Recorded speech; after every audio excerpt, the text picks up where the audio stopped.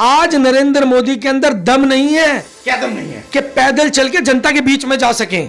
आम जनता के बीच में जा नहीं सकते। बिल्कुल इनको जूते चप्पल का हार पहनाएगी जनता 100%। भैया जनता ने कट्टे भर भर के जूते चप्पल रख रखे हैं। मैं जानता हूं बहुत से लोगों से मिले, लोग कहते हैं भाजपा के नेता भी आ जाए, नरेंद्र मोदी तो छोड़ो, लोगों के सांसद और विधायक भी आ रहे हैं, उनको बांध करके बिठा रही है जनता। लगभग 2 से 3 महीने में लगने वाले हैं भारत को श्रीलंका बनने में।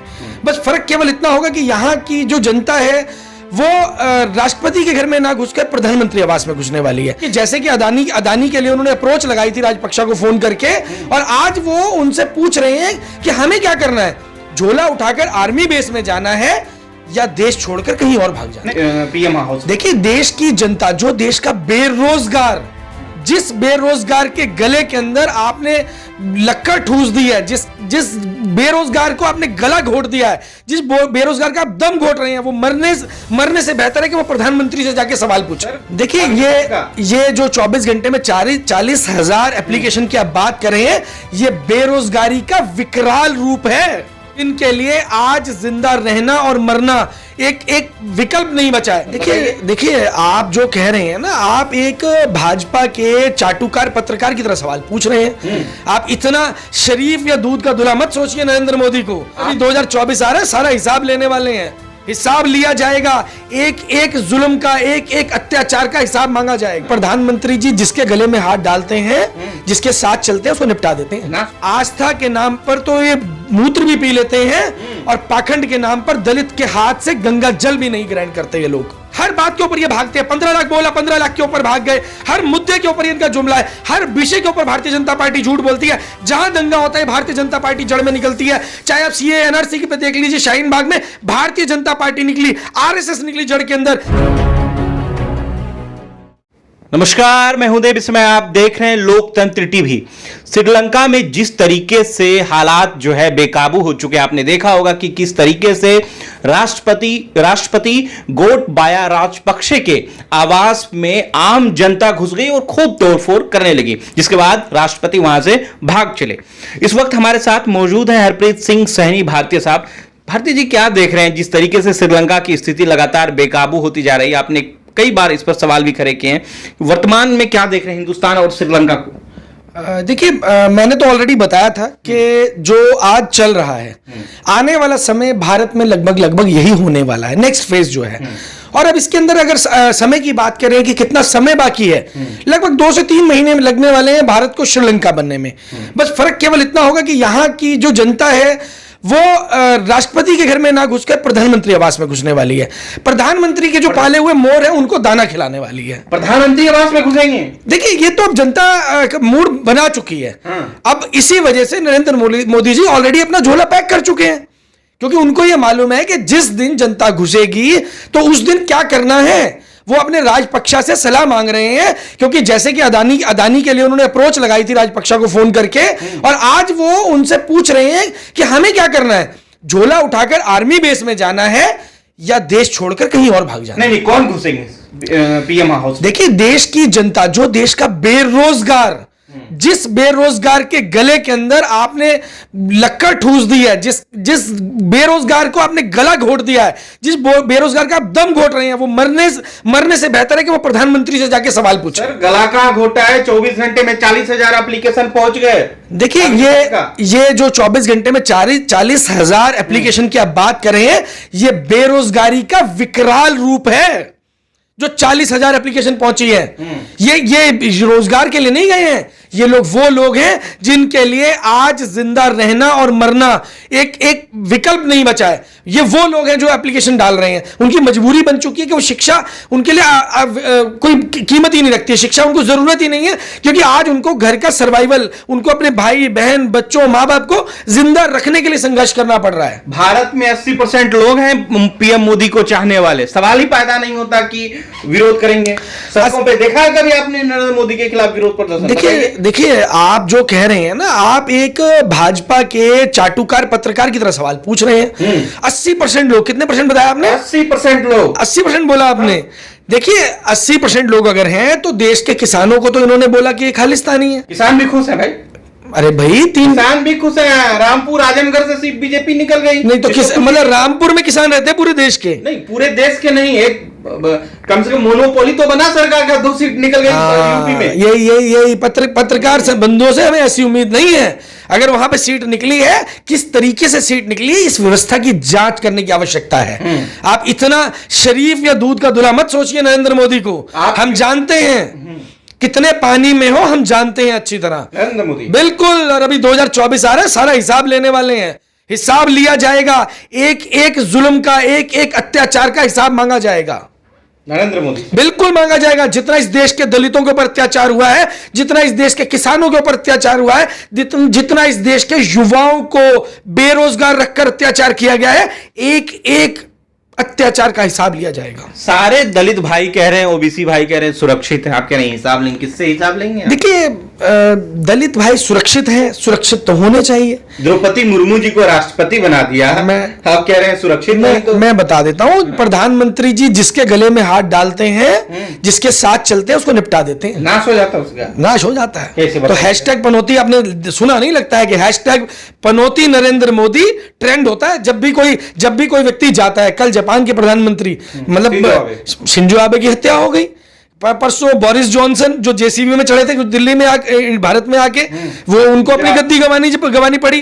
राजपक्षा के साथ दिखते हैं तो उनकी कुर्सी चली जाती है, जिसके डोनाल्ड ट्रंप के साथ दिखे थे तो वो चले गए।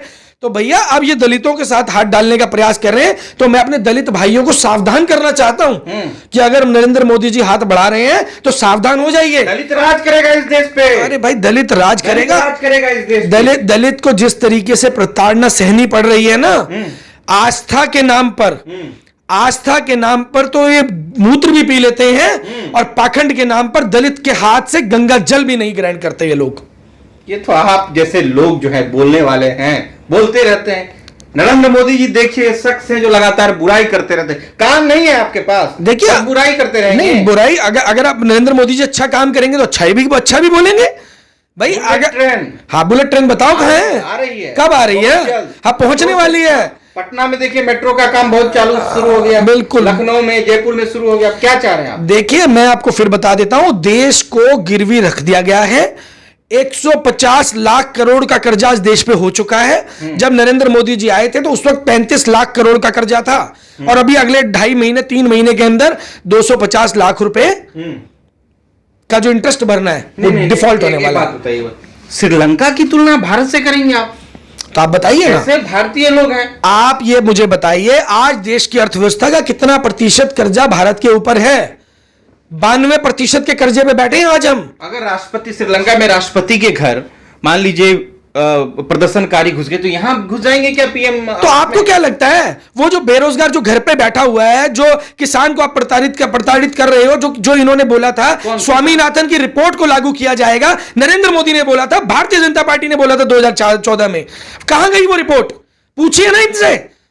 हर बात के ऊपर ये भागते हैं। 15 लाख बोला, 15 लाख के ऊपर भाग गए। हर मुद्दे के ऊपर इनका जुमला है, हर विषय के ऊपर भारतीय जनता पार्टी झूठ बोलती है। जहां दंगा होता है भारतीय जनता पार्टी जड़ में निकलती है। चाहे आप सीए एनआरसी पे देख लीजिए, शाहीन बाग में भारतीय जनता पार्टी निकली, आरएसएस निकली जड़ के अंदर। किसान आंदोलन के लिए अंदर देखिए, उसके अंदर भारतीय जनता पार्टी जड़ के अंदर निकली। उदयपुर की जिस दिन घटना हुई, उसी दिन मैंने वीडियो लाइव आकर बोला कि इसके अंदर जड़ में भारतीय जनता पार्टी निकलेगी, और 3 दिन के अंदर भारतीय जनता पार्टी का चेहरा नंगा हुआ। भारतीय साहब, पूरा देश ही भाजपा में हो गया तो भाजपा वाले नहीं निकलेंगे? तो अब आप एक बात बताइए, आतंकवादियों को भी आप भर्ती करोगे भाजपा में? आप बताओ ना, पूरा देश अगर भाजपाई हो गया तो क्या आप आतंकवादियों को भी भर्ती करोगे, और उन आतंकवादियों का प्रयोग करोगे जनता को प्रताड़ित करने के लिए? तो कहना क्या जाता है, आतंकवादी विंग है बीजेपी सरकार? तो इसमें शक क्या है भाई? पूरे देश की जनता को मालूम है, पुलवामा में हमला हुआ, उसकी जांच नहीं हुई। कहां से आया 300 किलो आरडीएक्स? जवाब दे नरेंद्र मोदी, कहां से आया 300 किलो आरडीएक्स?